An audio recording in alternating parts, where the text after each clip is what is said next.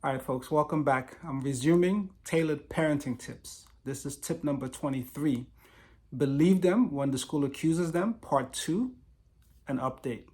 So I shared earlier that my son had been accused by his favorite teacher of threatening her and how I had spent time with the teacher and the administrators, the vice principal, the principal, and another teacher finding out what happened. And as best as I could determine, he had repeated something that his teacher had said to him, and they took that as him threatening his teacher. So if you haven't watched the first video, I will link it to this one, and you can check it out.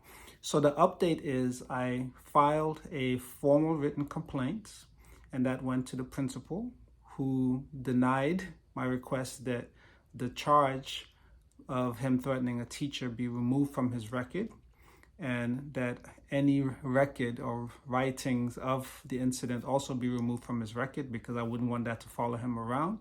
And the principal rejected my request based on his statement that the charge was not actually that he threatened the teacher, was that he was insubordinate.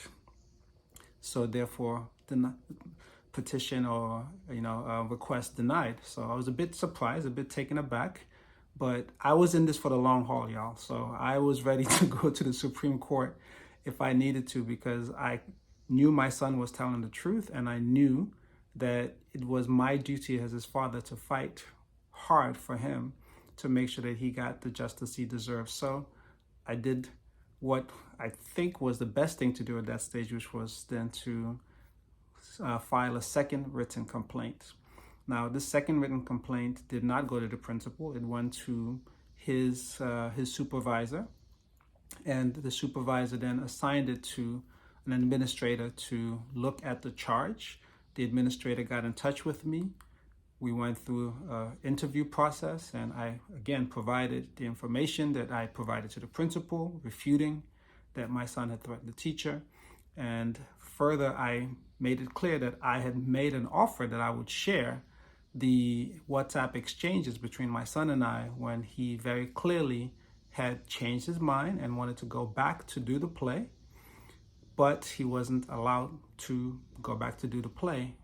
And when I offered that evidence previously, no one asked for it, but this time the administrator did request it. So I provided it. And after the interview process and the extra evidence via the WhatsApp chats that I submitted, the administrator got in touch with me to let me know that he had looked at it, the evidence, he had considered what I had requested, and he wanted to know, was there anything else that I wanted to do, or was my request the final thing that I was looking for? So in other words, he was wanting to know, did I want to do anything more than just have the school drop what they had put on my son's record? And I basically told him my only desire here is to see that my son gets the justice that he deserves, and also that he knows that he didn't do anything wrong. And all he did was repeat what his teacher said. He was very respectful when he repeated it. The evidence showed that. And in the end, I got the decision that I was looking for, because the administrator called me to let me know he had spoken with the principal, and the principal was in agreement that they should remove the charge of insubordination from my son's record, and that any written record of the incident would be removed from his record as well.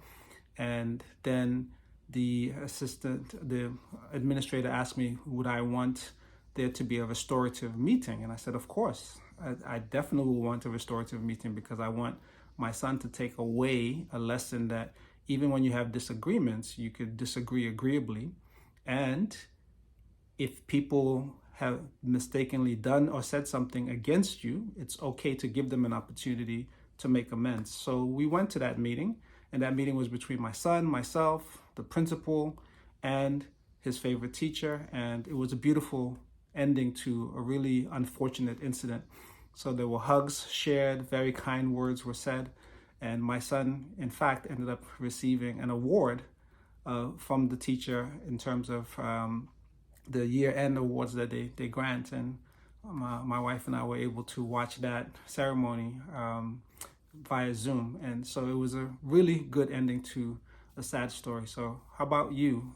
I'm curious, have you had any situations where you fought for your children against a charge from a school, and what was the result of that? So drop some comments and let me know. If you've liked this video, smash that thumbs up and subscribe to the channel. If you also want to drop comments and let me know like what other types of parenting tips would be helpful for you, let me know. If you think someone would benefit from watching this video, please share the video. And okay, see y'all soon.